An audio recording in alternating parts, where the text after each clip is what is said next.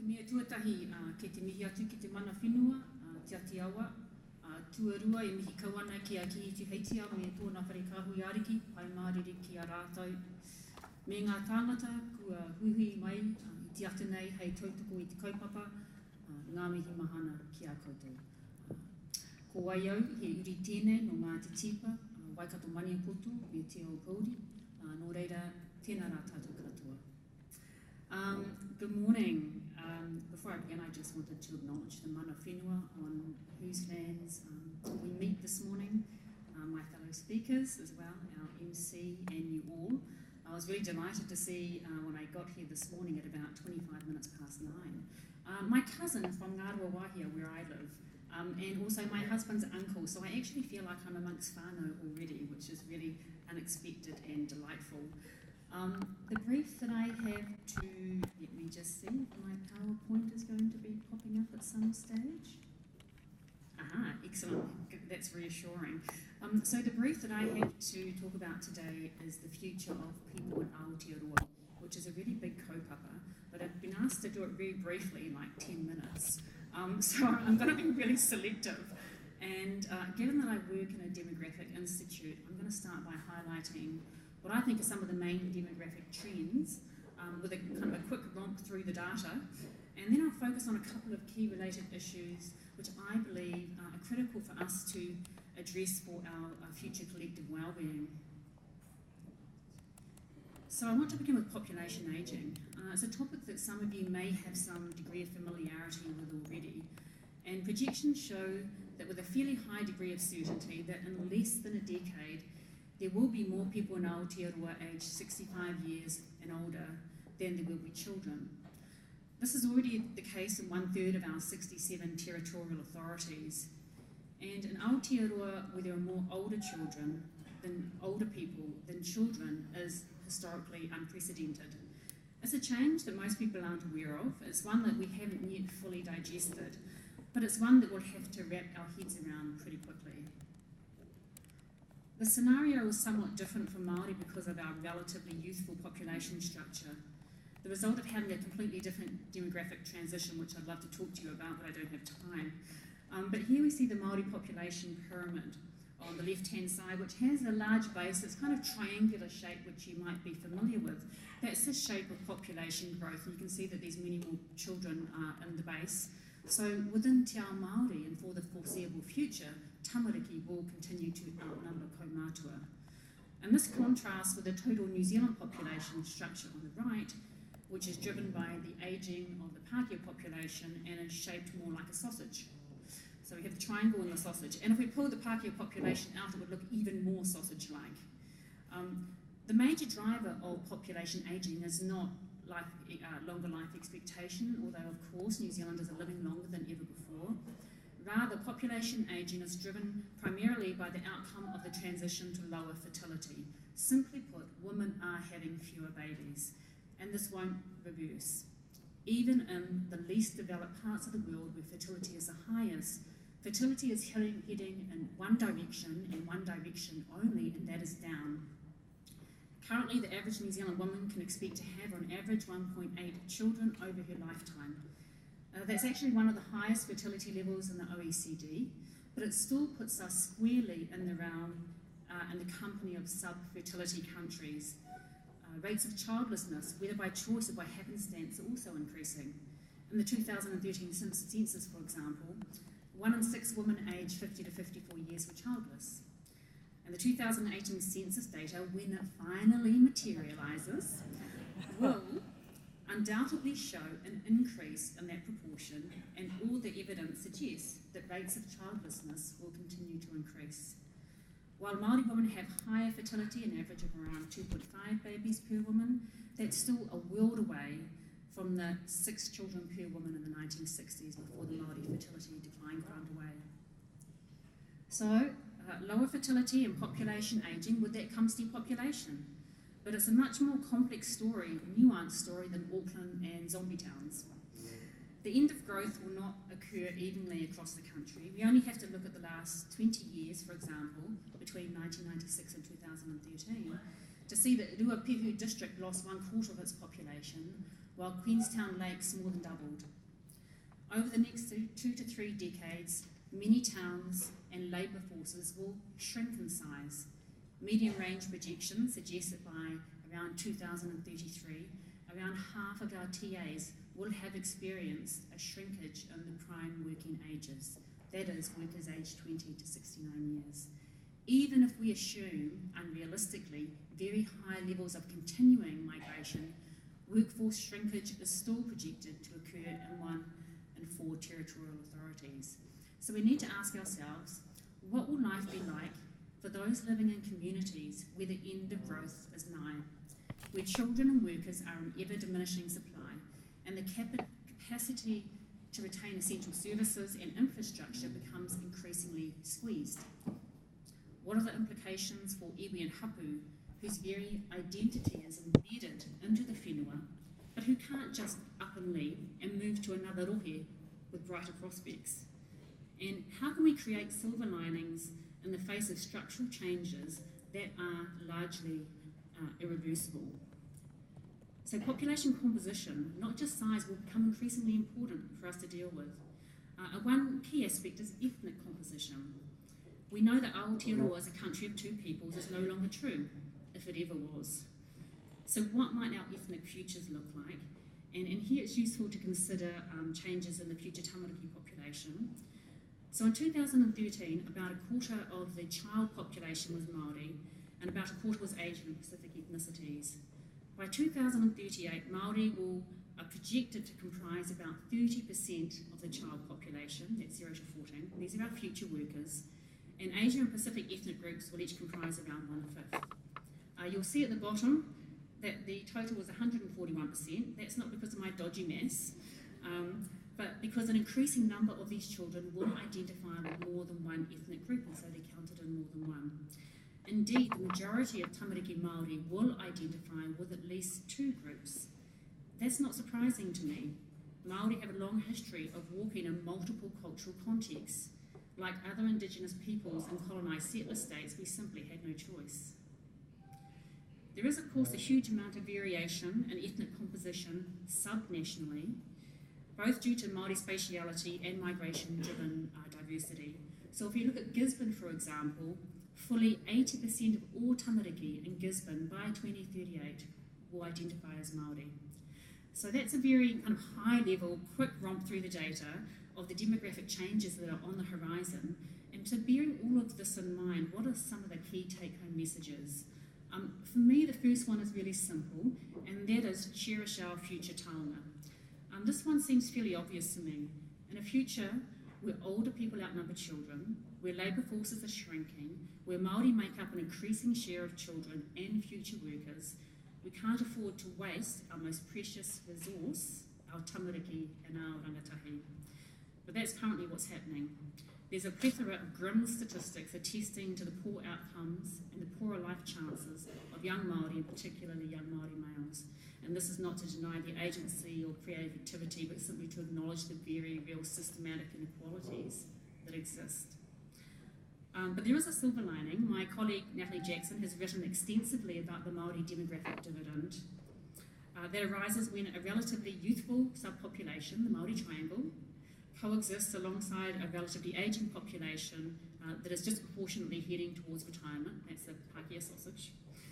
And the economic opportunity that can arise through these demographic forces. However, simply having a younger population to buffer the ageing one is not enough. We need to proactively invest in our young people.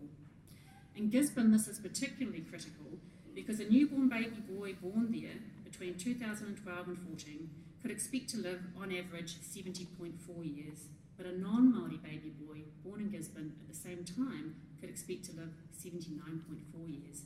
That's a gap of 9 years. That's huge. I think there's few of us who would agree that that's acceptable, and this isn't the Aotearoa that we want for our children. Which brings us to the question, what kind of Aotearoa do we want? And I see that the clock is counting down, so I'm going to make this a little bit quicker than I had anticipated. But one of the things that I think we need to think about beyond demography is our sense of social cohesion, our national identity, and what that might look like. I mean, I don't have a crystal ball, But a good place to start is trying to understand what that looks like in contemporary Aotearoa right now. So I want to conclude by looking at some recent research I undertook with my colleague Dr. Aramarata, looking at attitudes around multiculturalism, diversity, Māori culture and Te Reo Māori in the New Zealand General Social Survey 2016, which is a nationally representative survey, it's not just a small sample. So we looked at some questions about how important is diversity and multiculturalism in defining New Zealand, and how important is Māori culture, and we also looked at Te Reo Māori. So I just want to quickly identify some key trends here. So when respondents were asked about how important do they think multiculturalism and ethnic diversity is for defining New Zealand on a scale of 0 to 10, we took the highest one, 7, 8 and 9, 10, indicating very important, and looked at the ethnic differences. And you can see in this graph that that respondents who came from Asian and Pacific ethnicities, not surprisingly, saw multiculturalism. Very high proportion of them saw multiculturalism as very important for New Zealand. Also, a relatively high proportion of Māori saw multiculturalism as important for New Zealand. But the European Pākehā population were the least likely to say that they saw multiculturalism as important for defining what our country looks like, or who our country is. Similarly, if we look at the importance of Māori culture, of course, 90% of Māori thought, yes, it's very important for defining New Zealand, but even relatively high proportions of people with Pacific ethnicities and Asian ethnicities also saw it as important. European Pākehā, far less so. And the same pattern is replicated if we look at the importance of Te Reo Māori for defining New Zealand, and the differences in the support for Te Reo Māori across a range of indicators. Again, very high level of support for Māori, reasonably high level of support from Pacific peoples and Asian peoples, way less support from European and Pākehā people. So there is a pattern emerging here of Europeans being significantly less likely than people from other ethnic groups to embrace ethnic diversity and multiculturalism, Māori culture and Te Reo Māori as being embedded in our national identity. And perhaps we ought not to be surprised. Most New Zealanders are stubbornly, sometimes proudly, monolingual. Neither Te Reo Māori nor New Zealand history are core components of a New Zealand education. Migrants are valued for their skills and their human capital, but less so for their rich cultural endowments. But this lack of acceptance of others poses a particular challenge for the future of trust, which is the key theme of this summit. It's hard to build trust in contexts where one group wants to define the rules of the game by which the others must play. So, and I'm finishing now, I think it's partly up to you, philanthropists of Aotearoa, movers and shakers, to find ways to unwind those rules deeply embedded in our colonial past and in the enduring colonialism of the present, to make way for new ways of being in 21st century Aotearoa, one that I hope, for my moral sake, is more just, more inclusive and more enabling.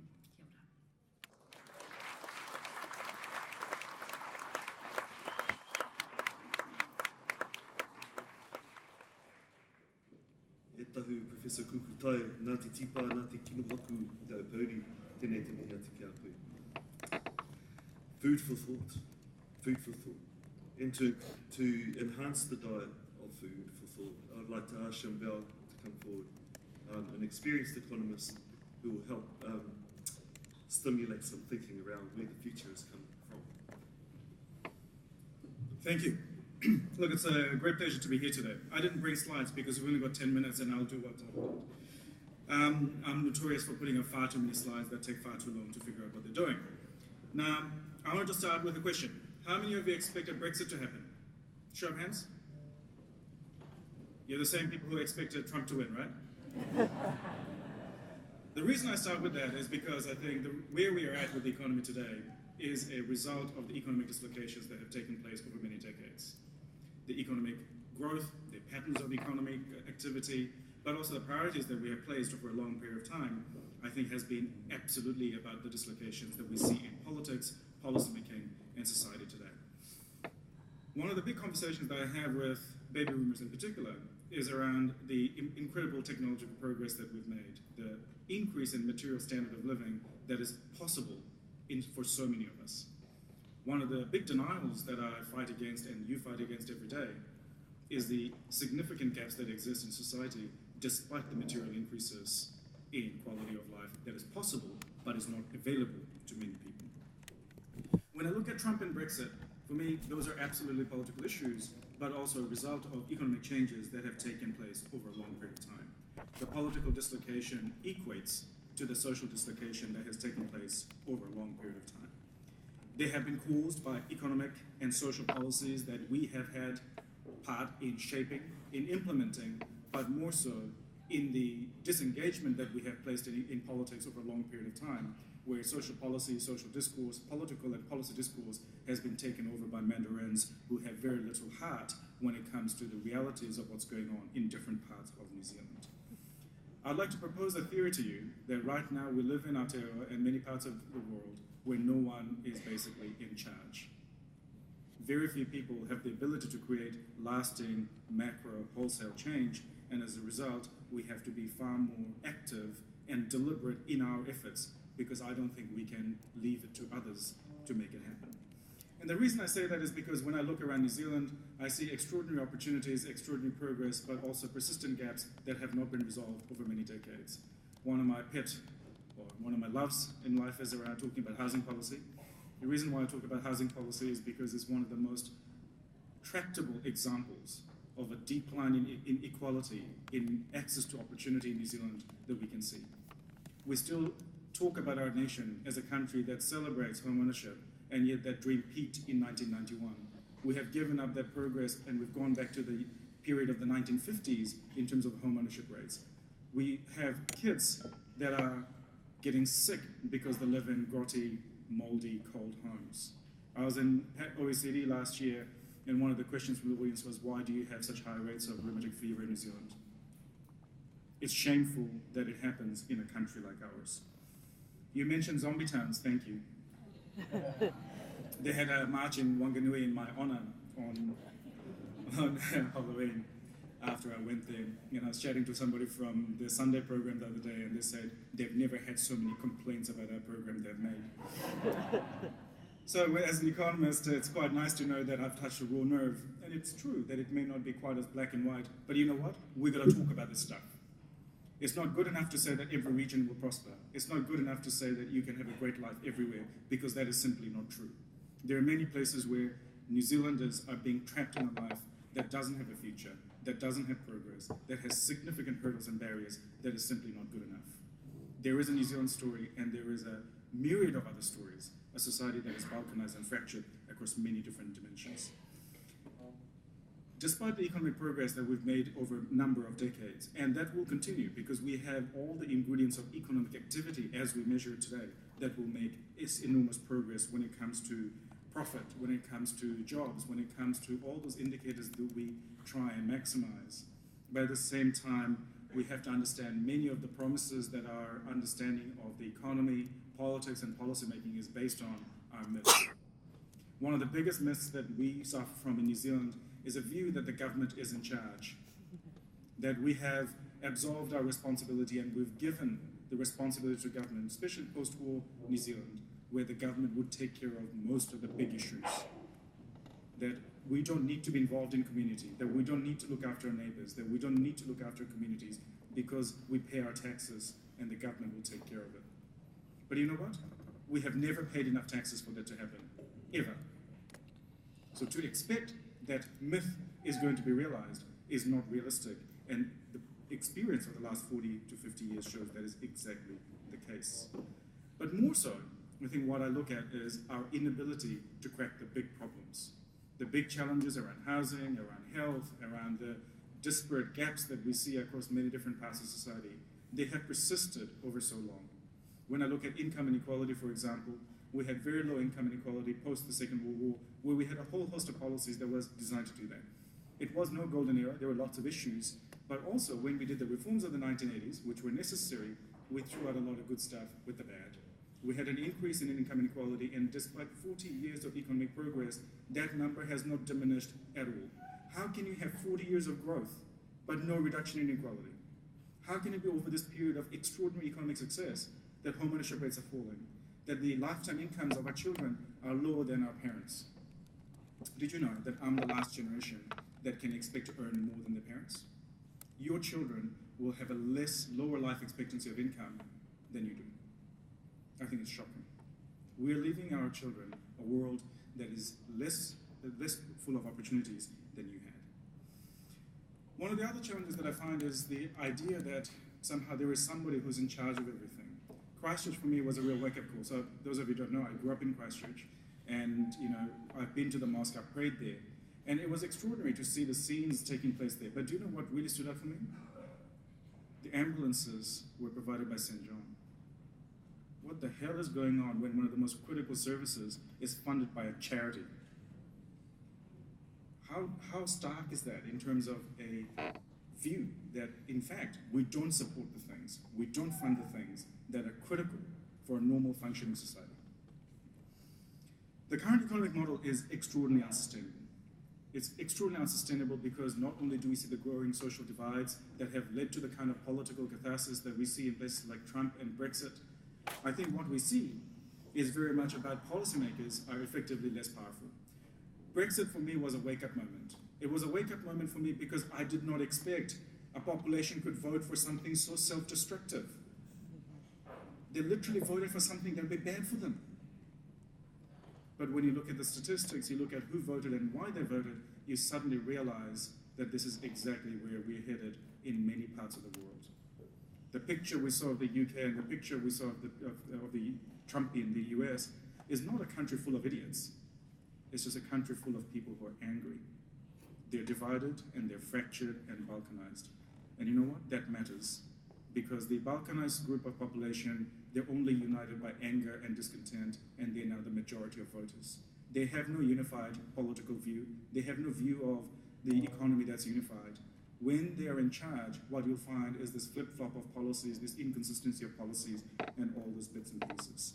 But essentially, what we find is there is no political consensus that we can reach from our voters. It's going to be much harder to drive those big policy issues through because in reality, we no longer have the political consensus nor the political permission to do so.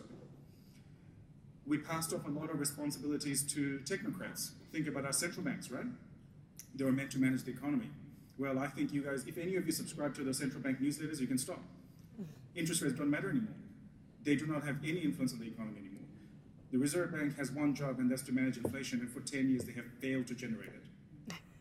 The problem isn't enough inflation, the problem is not enough inflation. Their tools no longer work. The reality is they've become powerless. Interest rates are so low, back to historical lows, that we're not going to see central banks being anywhere near as powerful as they have been. But not only that, many other institutions have declined over time. I think about churches, I think about clubs, I think about unions, organizations where we could come together and form consensus and essentially a broad view that is no longer possible. We've become fractured, we've become myopic and very much in our own little bubbles. This drives the manifestation of those economic divides into social and political divides, and I believe that is exactly what the economy is about right now. It's very easy to say that the economic changes will take place and we will take it as it comes. Well, we've let the economic forces, economic changes, wash over us over the course of the last 30 to 40 years. It has made us richer in some ways, but poorer in others. It's also easy to say that change has to come from citizens. We know that that's not true because it's very hard for people to be consistent in their behavior. Individuals are too disparate, and in the dislocated world that we're talking about, it's going to become even harder. We need leadership and persistent. Who better than you? If I think about what philanthropy needs to do, I think it's about widening your mission. It's about infecting capitalism as we know it. We can no longer afford to have an economy as it runs. We cannot have profit seeking on one side and everything on the other, because the economy is just too big to be left to its own devices. We know that philanthropy, just like policymaking, must now be much more evidence-based than it has been before to be effective. We need to do far more than just giving money. We need to invest our money that is also commensurate with our mission, because the reality is that we cannot afford just to use the proceeds of funds. We also must direct our funds to change business and the way of doing business. We have to take the greenwashing that goes on with ESG and make it real, because the reality is corporates have a huge amount of economic power.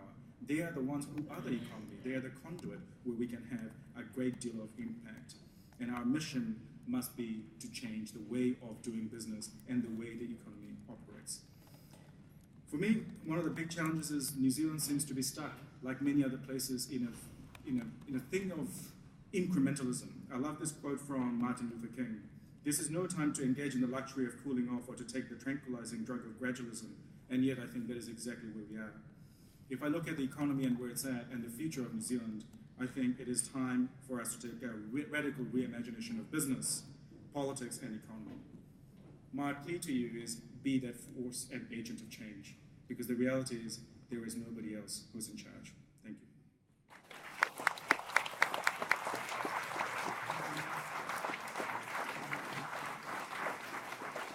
Thank you, Shamubeel, for that layer and lens that you've placed over the discussion this morning to help us consider, again, the future that's coming our way. I'd like to ask from the Edmund Hillary Fellowship and the Namaste Foundation, Matthew Monahan.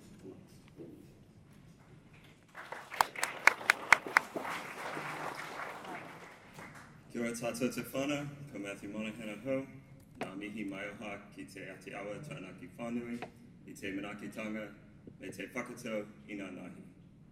Noku te maringa nui, ko Aotearoa tōku kainga noho I ngā nei. Ka kōrero aho I te nāko, I te aroha, mo ngā rangatahi, mo Papatuanuku, mo te tawao katoa. Nō reira, tēnā koutou, tēnā koutou, tēnā koutou katoa. Thank you for having me at this Philanthropy New Zealand Summit themed The Future of Trust. The title of my talk is Radical Philanthropy, a Love Letter.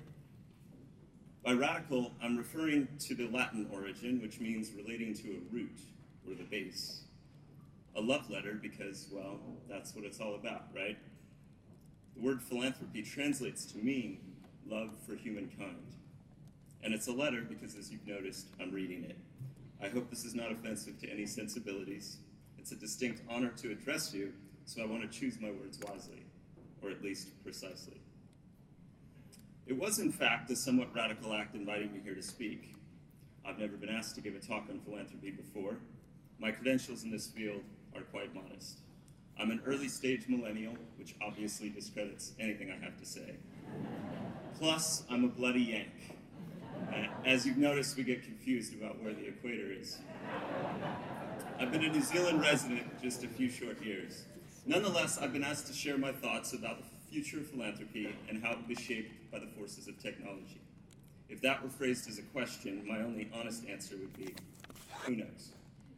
But I can share with you my story, the one thing I do know, through a lens of the topic at hand, and as you'll see, I'm no futurist, but perhaps more like a canary in the coal mine.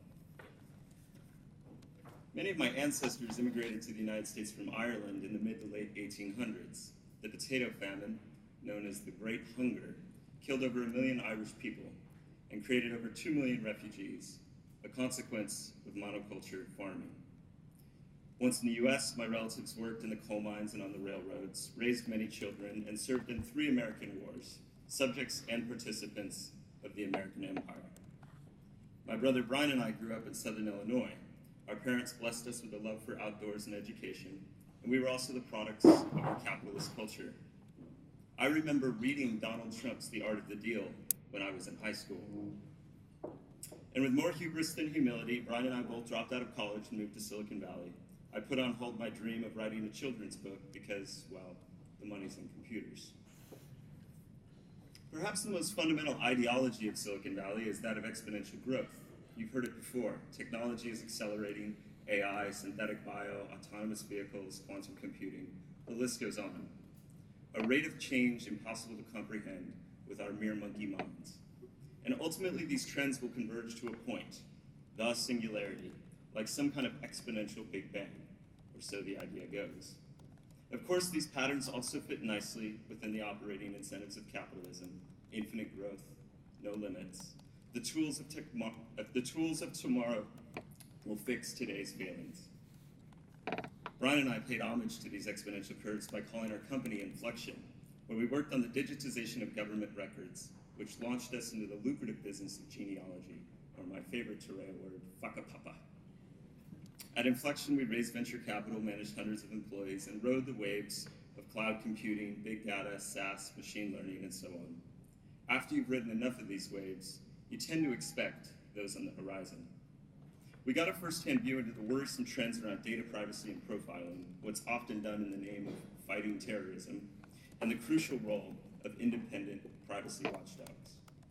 We saw the rise of the on-demand economy, which began as sharing, and then traded labor benefits and local taxes for efficiency and convenience.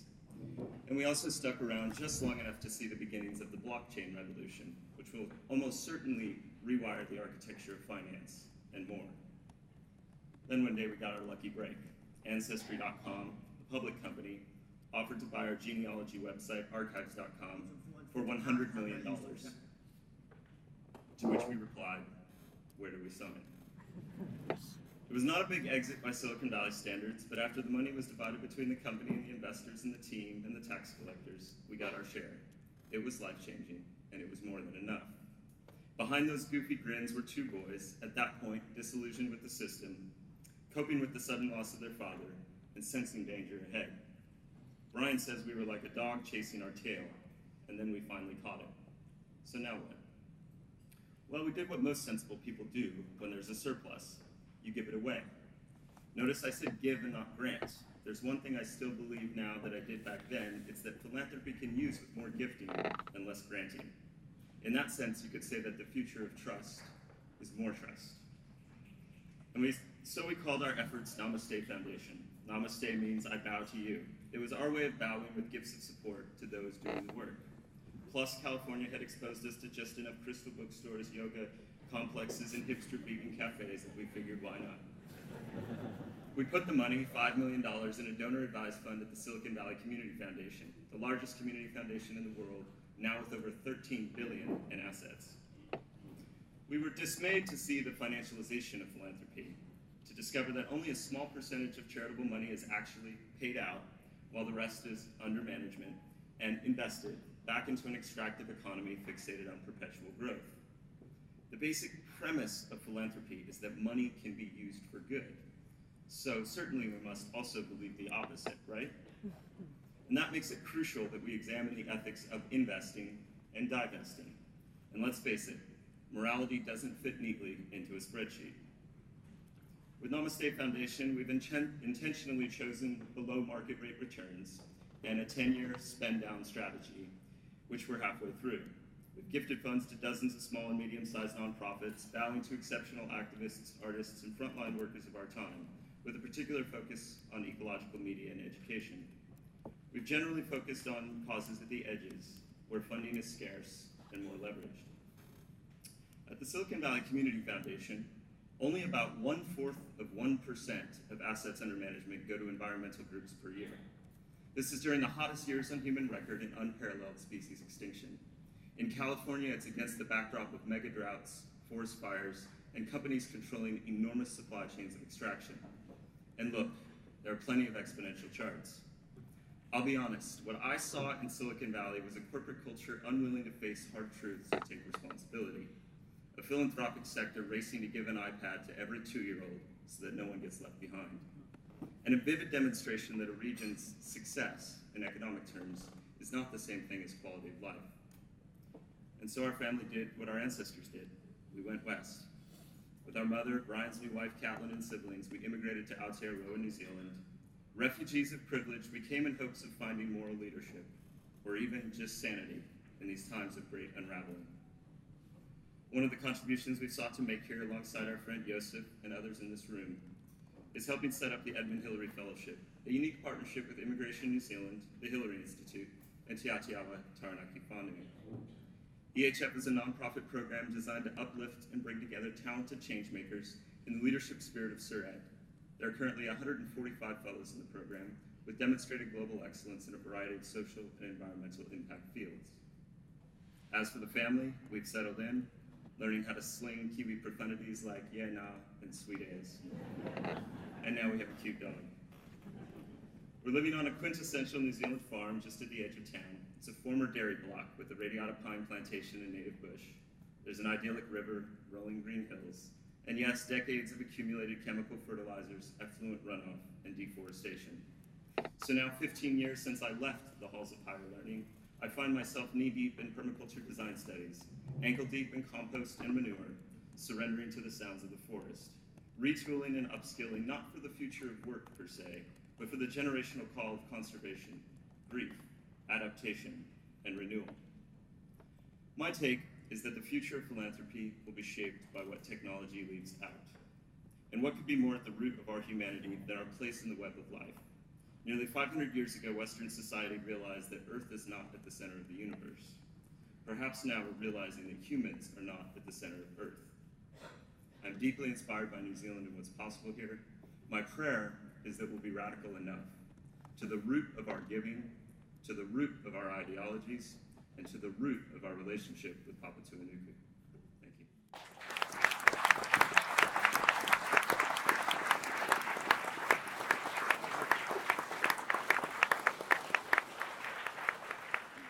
Thank you, Matt. It's great to have you here in the Eastern Hemisphere at the top of the world.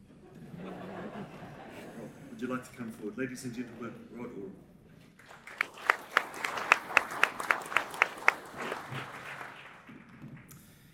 Ata Marie, peaceful morning to you all. Thank you to Philanthropy New Zealand for giving me a chance to say a few words, but particularly an even bigger thank you to the people of this place who came very late in the history of human migration to what we now call Aotearoa. And particular thanks to Atiawa, because as we develop the Aotearoa Foundation, the kaupapa of that, we are very much held and guided by Te Atiawa, and so they are very important to us on that journey. I'm going to talk about our life support system, and if we get this right, we would be reinventing paradise. New Zealand looks small, but we sit on this huge Z slashed across the Pacific, and in fact we have the fourth largest exclusive economic zone, i.e. ocean. We are responsible for 1% of the world's oceans and Earth's surface, rather. This is the view from our nearest neighbour, which is a lifeless rock in space. If we look a little bit closer, the other way around, that little rock is now that dot up there. But I'm interested in that blue layer because that's the biosphere. And that's what makes all living things possible on this planet. And it's remarkably thin and fragile. Yeah, there's an awful lot of atmosphere up there, but the amount we can breathe is only in the first 10 kilometres. I'm a keen cyclist. If that was horizontal, I would run out of oxygen in 15 minutes. Yet, into that very thin layer of atmosphere, we poured last year 37 billion tonnes of CO2, and we know what the effects of that are. It's not, of course, just the atmosphere. It's the very gossamer thin layer of fertile soil and water beneath that. In fact, all the water on the planet, that's all the oceans and everything else brought together in one place at sea level pressure, is less across than the drive from Cape Reinga to Bluff. So that's all the air. So all the water in the world is about to drive from Cape Reinga to about halfway down the South Island. And indeed, all the fresh water in the world, surface fresh water, is a droplet only 62 kilometres across. There are 7.5 billion people in the planet, a population that's trebled since I was born, and we're heading for 10 billion people. And of course, we share this very thin envelope of life support system with very many other species. We know we are grievously breaching many of those boundaries of the planet. This is the work of Johan Rockström and his colleagues. Most particularly down there at 7 o'clock is the biochemical flows, that's nitrogen and phosphorus, because of the way food is grown globally. This is not just a New Zealand thing about our water or our methane. This is how food is produced globally. And of course, the biggest overshoot is the extraordinary and, I would say, deeply damaging and immoral loss of species. We humans move an awful lot of the planet every year. So we actively manage 75, or very badly, 75% of the Earth's surface minus the oceans and the polar ice caps. In fact, we humans move more of the Earth's surface every year than natural systems do. Here in New Zealand, we wash some 200 million tonnes of topsoil a year off our hills and off our paddocks, down rivers, choking up rivers and estuaries and coastal waters on the way. This is a wonderful graphic of CO2 emissions around the world over a 24-hour period, and obviously the redder the colour, the more intense that is. This is a wonderful data realisation or representation by one of my fellows, Felix Ferrand-Deschênes, and his company Globia, who do all the graphics work for Rockstrom and others on these planetary issues. That's an astonishingly beautiful picture, but it's also an astonishingly terrifying picture. And lastly, there have been 5 previous extinctions of species on the planet, but those were all driven by natural phenomenon. Well, of course, like asteroids, but of course, in a very real sense, we humans are a natural phenomenon too, and we are responsible for this 6th great extinction, as Elizabeth Colbert and others identify. So as geologists tell us, this is the Anthropocene, this is the global epoch in which we humans are the greatest driver of planetary change. We, as a natural force, are a greater driver of planetary change than any other natural force. Some people think very well and deeply about this. So, for example, Kate Raworth takes those ecological ceilings of the Stockholm Resilience Centre and has the social foundation, which is the United Nations Sustainable Development Goals as the social foundation. And because we need strong communities that have education, health, food, water, empowerment, gender equality, and all the rest. So those are communities that can change, can progress. So the inward red is the shortfall on those, and the outward red is the breaches of the environmental ceiling. But between the two is the just and safe place for humanity. This is our performance on the SDGs, rearranged by the Stockholm Resilience Centre by priority. So down at the bottom is the biosphere, and I won't dwell on the details, but you see 2 red ones there. We are doing terribly on water, land, climate, and the one we're doing slightly better on is clean water and sanitation. On top of that are the 8 social SDGs, because they depend for their survival on those 4 of the biosphere. We're doing okay on some. The one good green one is a high percentage of renewable electricity. Our economic ones are okay, but that's the best one can say with them. And the one that surprisingly is our greatest shortfall on New Zealand's score on the SDGs is the number 17, which is the partnership for these goals. In other words, we still have a huge amount of work to do as a society to get our minds around these issues, and thus I would obviously make the case for philanthropy being incredibly important about that. Because this does come down to community, because although I'm talking about issues which are increasingly global and astonishingly interdependent, by reality and definition, all the solutions are local. Anything that happens has to happen in a place on the ground with some people. So the enormous task is to empower those people, get them excited and enthusiastic about what they might do, and then that gets a bit viral and it works across a community, across a small town, across a province, across a small country, and outwards around the world, and indeed inwards, because we learn as well as we teach. Because that's the only way we're going to achieve this absolutely unprecedented speed of change, scale of change, and complexity of change which is required right now and over the next few decades. Time is astonishingly short. And this is a speed, scale, and complexity of change that humankind hasn't come within cooey of before. So these solutions require very strong learning in communities that have a common sense, a common understanding about these phenomenal challenges but opportunities, a common purpose about how they're going to do that, and generate common wealth in the process. Yes, that's wealth in all senses of the word, cultural, social, political, environmental above all, and economic as well. Because then these communities, however small, however defined, these groups of people are groups where individuals are valued, helped, and encouraged. So in return, they participate, they change, they contribute their efforts on all these. Now, each of us as individuals can only do an infinitesimally small part to all of this. And however, though, if an infinite number of us do our infinitesimally small bit in some reasonably coordinated way, then we can bring about phenomenal change. Above all, it's really important that we are really true to who we are as a people and a place. We are different here in some respects than other parts of the world, for good and bad. And one of my favourite examples is, for example, Ngāi Tuhoi's wonderful Te Kura Whare in Taniatua.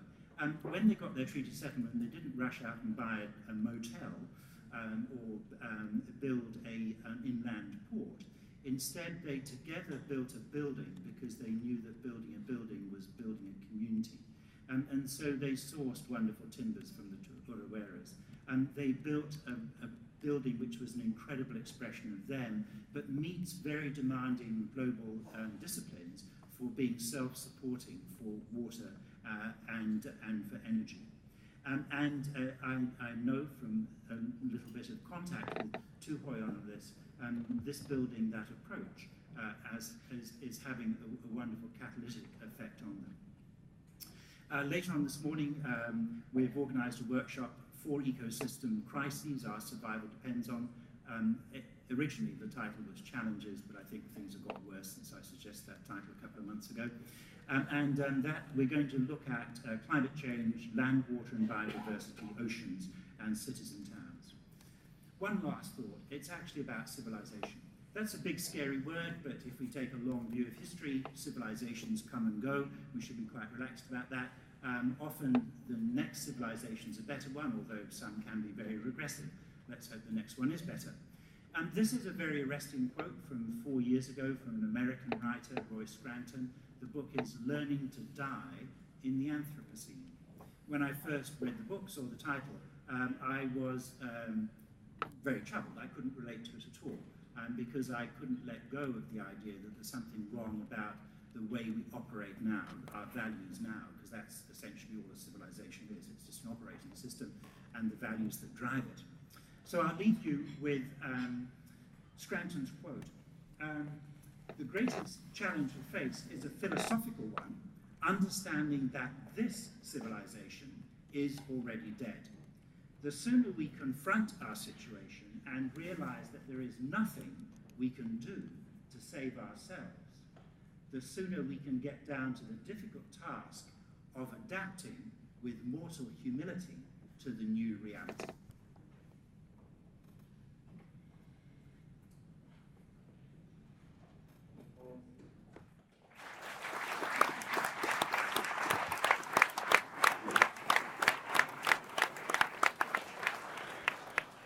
Thank you, Rod. You've left us with much indeed to consider. We've had a couple of questions come in through the app, and we've got time to take one of those questions, which I'll put to each of our 4 panellists to answer. If each of you could highlight one key trend in your area of discipline that philanthropy can critically needs to factor in to their future planning.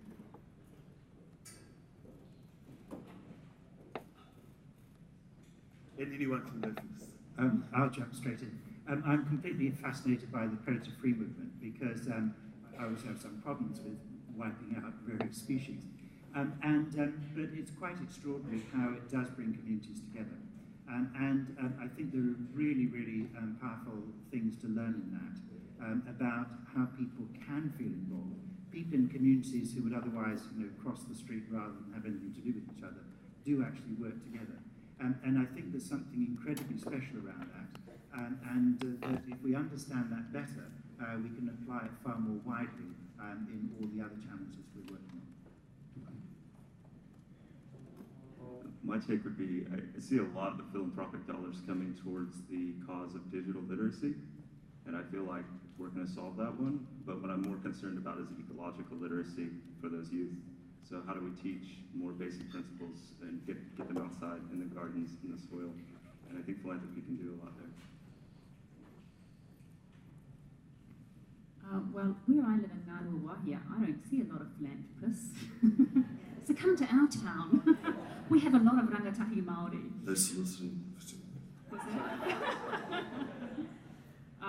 So, I mean, I guess the key thing that I would say is that we have a pre-existing value system in this country, one that's been, overlooked and ignored for a large part. But within Te Kanga Māori, like Rod acknowledged as well in his talk, are some fundamental, enduring human values about how to be, how to live with each other in a way that's tika, how to live with papa tuanuku in a way that is not rapacious and exploitative. And so I think from a philanthropic point of view, enabling those values to flourish in a way that matters in local communities is really important. And that doesn't mean you have to know or understand them, but just getting alongside and enabling them is really important. If I may, do what you have to do, but your mission must be about social cohesion. The reason why we're not able to solve the big problems is because we don't trust each other. If every part of your mission is centered on this one thing of making sure there is more social cohesion as a result of what you do, whether it's in your philanthropy or in the way that you invest, I think we'll make great progress.